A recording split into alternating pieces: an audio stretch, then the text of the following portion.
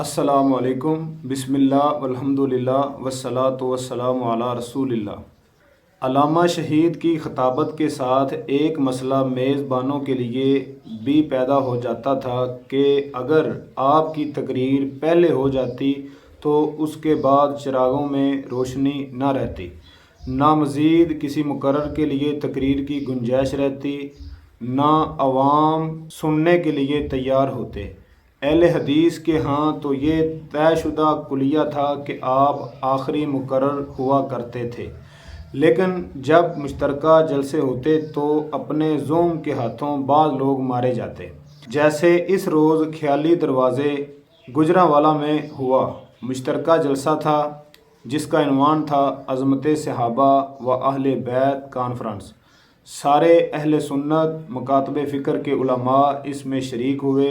جلسہ گاہ کے پہلو میں شیعہ کی امام بارگاہ تھی، جس کی وجہ سے ماحول ذرا مقابلے بازی کا ہو جاتا تھا۔ شیعہ کے حوالے سے آپ کی تقریر کے بعد کسی اور کا خطاب تو دور کی بات، گفتگو کی بھی گنجائش کہاں رہتی۔ میزبان سے تکنیکی غلطی ہو گئی کہ اس نے آپ کی تقریر چند مقررین سے پہلے کروا لی۔ آپ نے خطاب کیا، اپنا کوٹ اٹھایا اور دکان بڑھا گئے۔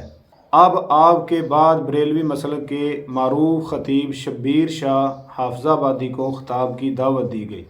علامہ کیا گئے، ساتھ میں ساری رونق بھی لے گئے۔ مجمع اکھڑ چکا تھا۔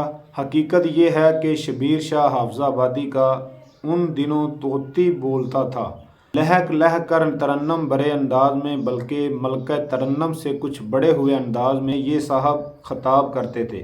واقعہ کربلا جب بیان کرتے، اگرچہ ان کا سہارا زمانے بھر کی موضوع اور منکر روایات ہی ہوتیں، لیکن آنکھ نم ہو ہی جاتی تھی۔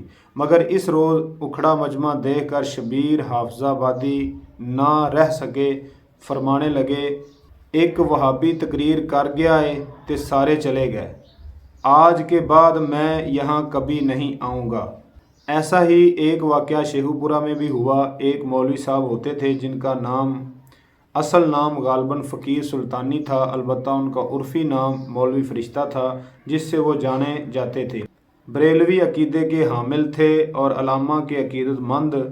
انہوں نے جلسہ کیا جس میں علامہ کو بھی بلایا، اپنے مسلک کے بڑے عالم مولانا عبدالستار خان نیازی کو بھی بلایا۔ اب فرط محبت اور جوش عقیدت میں نیازی صاحب سے پہلے علامہ کا خطاب کروا دیا۔